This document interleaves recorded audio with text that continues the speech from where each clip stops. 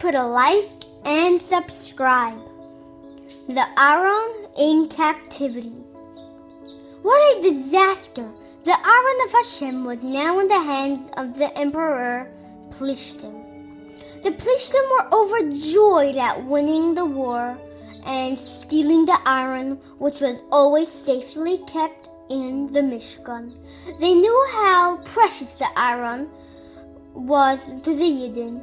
They went around saying laughingly, "Not only we have taken the Aaron, we have taken Hashem himself too."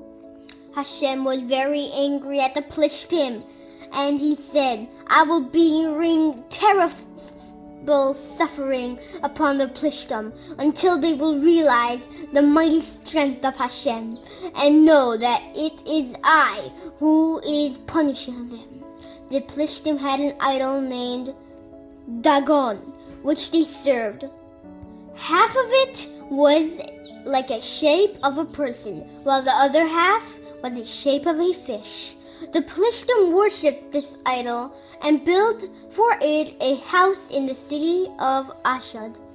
Now they brought the Aaron of Hashem to this house. They placed it near the idol and said, "Our gosh has helped us win the war and capture the Aaron."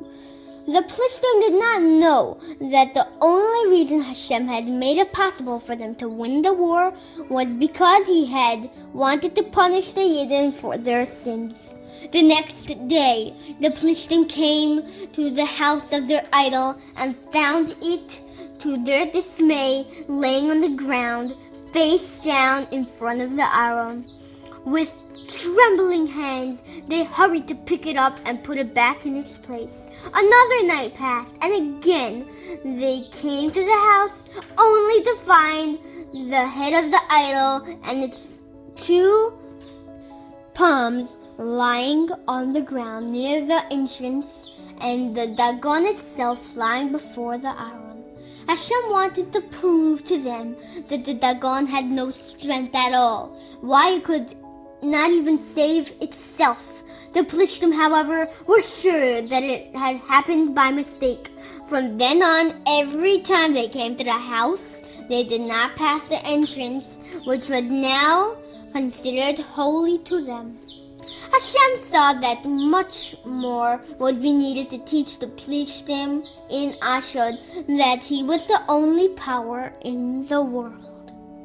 The people of Ashdod were suffering greatly. A terrible disease had spread throughout the entire city. They could not find a cure or relief for the pain. The men, women, children, and even babies were crying and screaming the whole day and night. They could not understand what was going on in their city. The people of the other cities were perfectly fine. Where did this disease come from, they wondered. Maybe it's the Aaron that is causing it. They called over some important Plishtim ministers and said, "We want you to take the Aaron out of our city. Perhaps it is the cause of all our pain." The Plishtim ministers decided to take the Aaron of Hashem to the city of Gaz. They wanted to see if anything would happen to the people who lived there. The Aaron arrived at Gaz, and within a short time, chaos broke out. The hand of Hashem had struck, and it wasn't long before the people were moaning and screaming in pain. The Aaron was quickly sent to the city of Aaron. Time had barely passed, and soon the people of Aaron were sharing the same fate. Through this time, it was even worse. The disease struck, and before long, many people were dead. The rest of the people shouted, "You brought the Aaron in order to kill us all off. Get the Aaron out of here." It was only then that the Plishtim realized that indeed it was the Aaron that was causing all the suffering. They took the Aaron and placed it in the field. The people continued to suffer And what was more, Hashem sent multitudes of mice to eat up all the produce. For 7 long months, the Aram remained in the field, causing much suffering to the Plishtim. Finally, they called to their priests and to their magicians and said, "Tell us how to send the Aram back to the Jews." The priest and the magicians knew that it would not be necessary to give Hashem great honor. They had known all along that he was the only power in the world. They answered, said, "Send the Aram back with gifts and you will surely be cured." "What gifts?" they asked. "Just tell us. We're willing to do anything in order to get rid of this terrible disease." "Create 5 golden mice," they replied, "one for each one of our cities. This will show the Jews that you realize that the mice were sent by Hashem. Maybe then you will be forgiven. Also send the Aaron in a brand new carriage and harness it to 2 cows that had never carried a burden. Leave their young calves at home. Even though cows never leave their offsprings, place the Aaron on the carriage and near it the crate with the 5 golden mice. Then send the carriage off on its own. If the cows had headed towards the Jews, leaving behind their young calves and carrying the load, even though they aren't used to carrying these things, it will be a sign that all the bad that has come upon you was because of the Aaron." The Plishtim wasted no time in fulfilling these instructions they were given. When the cows were ready, the ministers walked behind them to see what would happen. In front of their very eyes, they saw how the cows walked straight towards the Yidden, never looking either left or right, as if they were being led. They walked all the while singing in praises of Hashem.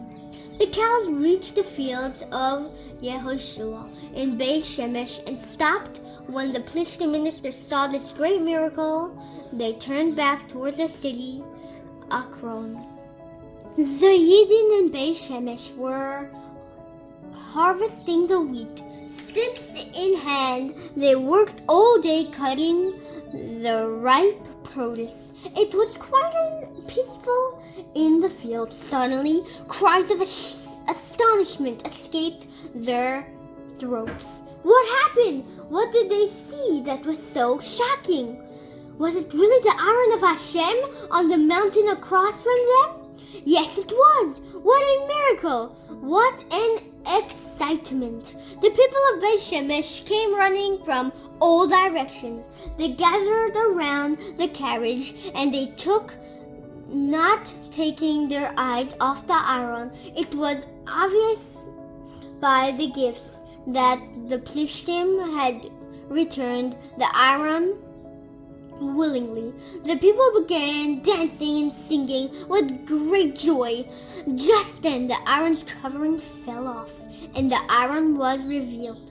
The people forgot that it was absolutely forbidden to look at the Aaron without its covering, and they were supposed to cover their eyes until the covering was placed back on the Aaron. They forgot that the punishment for looking at the Aaron was very severe. The carriage stood near a large stone. The Levites removed the Aaron and the crate with the gold mice. Then they sacrificed the cows as korbanos to Hashem on the large stone. Grief and mourning hung over the city of Beit Shemesh. A terrible disaster had struck. Hashem punished the people severely for looking at the Aaron without its covering, and many of them died. The people of Beit Shemesh said, "It must be that we weren't worthy of having the Aaron in our midst."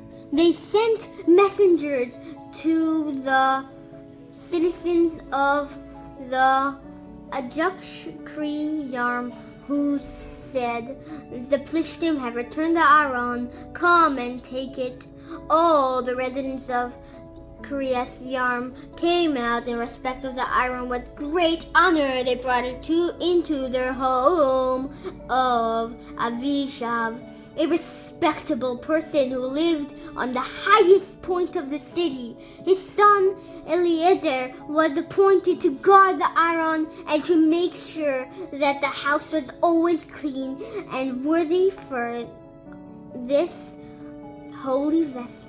When the Eden realized how holy the iron was and recognized the great miracles that had occurred because of it, they did teshuvah for their wrongdoings and did complete teshuvah. For 20 years, the iron remained in Kiryas Yarm. During those years, the people lovingly served Hashem and obeyed all the Torah's commandments.